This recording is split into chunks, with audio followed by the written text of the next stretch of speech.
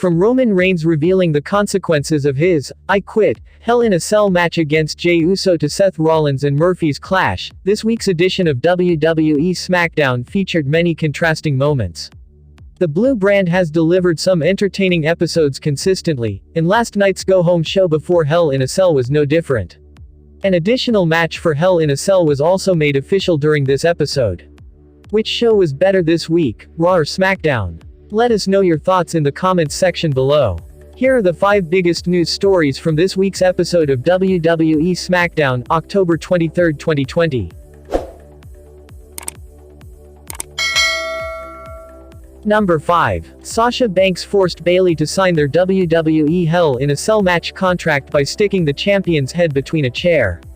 Although fans pretty much figured out that Bayley vs Sasha Banks was going to go down at WWE Hell in a Cell, either way, last week's edition of SmackDown introduced a twist with Bayley refusing to sign the contract for their upcoming clash. Bayley appeared in the Thunderdome this week and made it clear that she wasn't afraid of Sasha Banks at all. But that wouldn't appear to be the case when the legit boss entered the scene with a contract in her hand.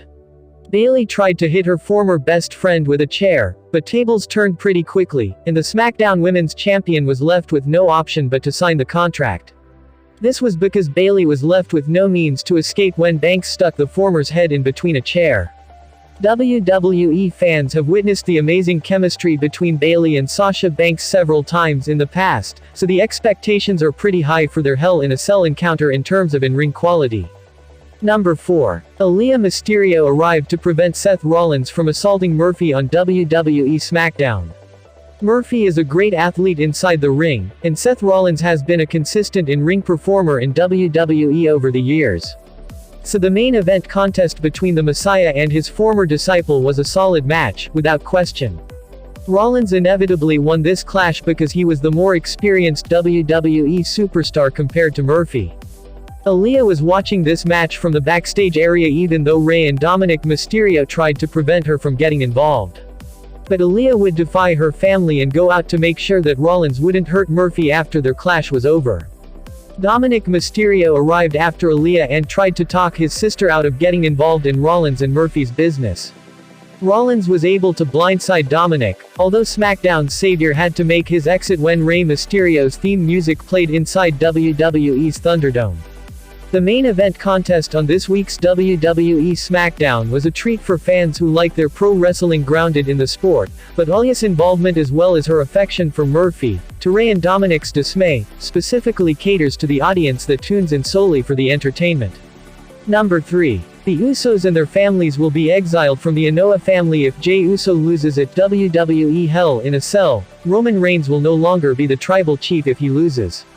The dramatic stakes in Roman Reigns and Jey Uso's family feud have only increased in the weeks that have followed since the inception of their WWE rivalry. The consequences for Roman and Jey's "I Quit" match inside WWE Hell in a Cell were revealed, as mentioned before. It's safe to say that the Anoa'i family will never be the same despite the outcome of the Universal title match at WWE's upcoming pay-per-view. Jimmy and Jey Uso confused Reigns with their twin magic this week, which allowed Jey Uso to pick up an advantage during his brawl against the tribal chief on WWE SmackDown. From a production standpoint, lowering the Hell in a Cell structure with Reigns inside and Jey Uso climbing up the cage from outside was a great touch to end the final episode of SmackDown before the pay-per-view. Only a couple of hours remain until the aforementioned pay-per-view airs across the world, and the Anoa'i family feud has been the most engaging and consistent storyline heading into Hell in a Cell. Number 2. Kevin Owens and Daniel Bryan teased a partnership on WWE SmackDown. Intercontinental title feud also teased for Daniel Bryan. This week's edition of WWE SmackDown kicked off with a special edition of the KO show featuring Daniel Bryan as the main guest. The prizefighter briefly mentioned that the tag team titles have eluded him so far, which is why he pitched a possible idea of teaming up with Daniel Bryan on WWE SmackDown. Their conversation was interrupted by Dolph Ziggler and Robert Roode, followed by the Street Profits. Shinsuke Nakamura and Cesaro interrupted, at last, leading to an impromptu brawl and tag team match between all personalities involved. Bryan and Owens teamed up with the Street Profits, and this team was able to conquer the opposing unit consisting of Ziggler, Roode, Nakamura, and Cesaro. The possibility of Bryan and Owens moving forward as a team sounds delightful, but it's unclear what Daniel Bryan's long-term role is going to be on WWE SmackDown. WWE Intercontinental Champion, Sami Zayn, met with Daniel Bryan later backstage. Bryan had earlier stated that the Intercontinental title should be defended weekly, and Zayn approached the "yes" man to say that he wasn't on the same page about this idea. With a potential partnership alongside Owens, an Intercontinental Championship feud, as well as a future feud against Seth Rollins that was teased in the season premiere episode of WWE SmackDown, Daniel Bryan has several options to choose from at the moment. Number 1. Law and Otis concluded with The Miz winning his court battle against Otis on WWE SmackDown. Silly segments have divided WWE and pro wrestling fans for years now, with Chris Jericho and MJF's Le Dîner Debonair segment being one of the latest examples of the same over at AEW Dynamite. This particular writer stands in favor with silly premises more often than not, so the Law and Otis segment from last night's WWE SmackDown felt quite enjoyable. The courtroom segments were divided into parts and they also featured Ron Simmons as the bailiff and Teddy Long as the stenographer. JBL presided as the judge for Otis and The Miz's court battle, while stars like Asuka, Tucker, and Rey Mysterio also made some cameos as witnesses.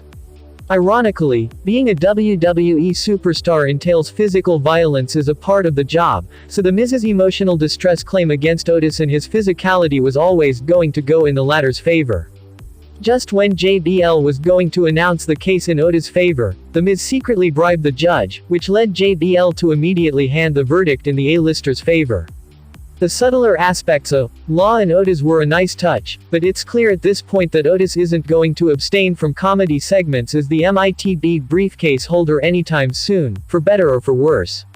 The Miz and Otis will battle for the ownership of the Money in the Bank contract at WWE Hell in a Cell.